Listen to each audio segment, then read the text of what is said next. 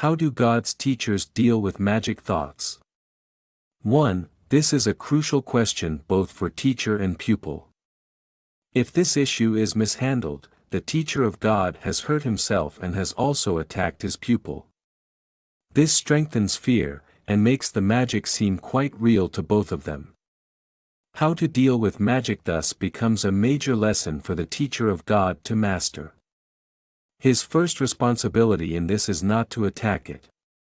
If a magic thought arouses anger in any form, God's teacher can be sure that he is strengthening his own belief in sin and has condemned himself. He can be sure as well that he has asked for depression, pain, fear and disaster to come to him. Let him remember, then, it is not this that he would teach, because it is not this that he would learn. 2. There is, however, a temptation to respond to magic in a way that reinforces it. Nor is this always obvious. It can, in fact, be easily concealed beneath a wish to help. It is this double wish that makes the help of little value, and must lead to undesired outcomes. Nor should it be forgotten that the outcome that results will always come to teacher and to pupil alike. How many times has it been emphasized that you give but to yourself? And where could this be better shown than in the kinds of help the teacher of God gives to those who need his aid? Here is his gift most clearly given him. For he will give only what he has chosen for himself.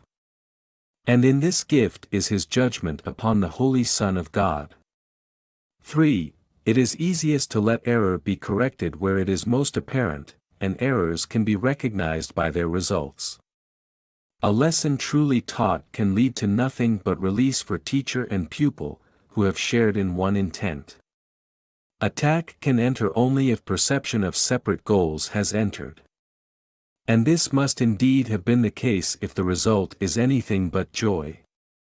The single aim of the teacher turns the divided goal of the pupil into one direction, with the call for help becoming his one appeal. This then is easily responded to with just one answer, and this answer will enter the teacher's mind unfailingly. From there it shines into his pupil's mind, making it one with his. 4. Perhaps it will be helpful to remember that no one can be angry at a fact.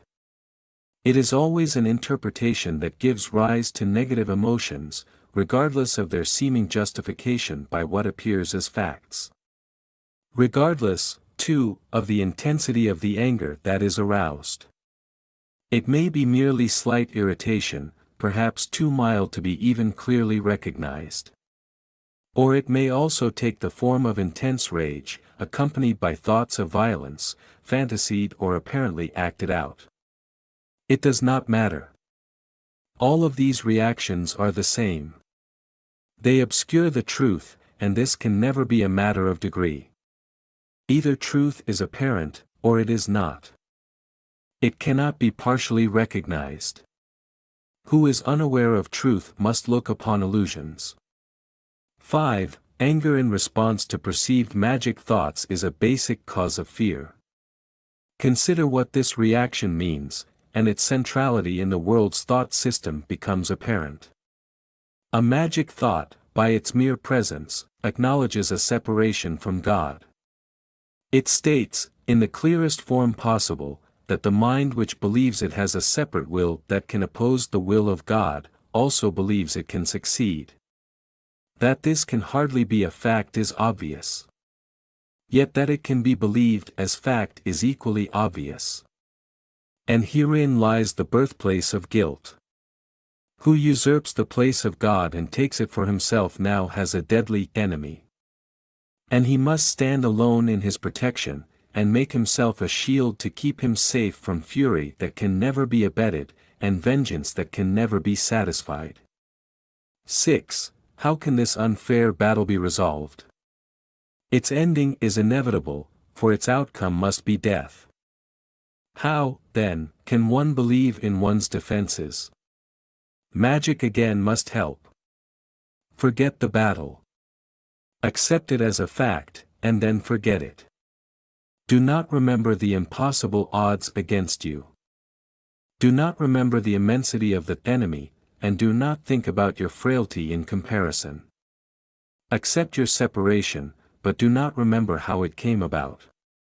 Believe that you have won it, but do not retain the slightest memory of who your great opponent really is.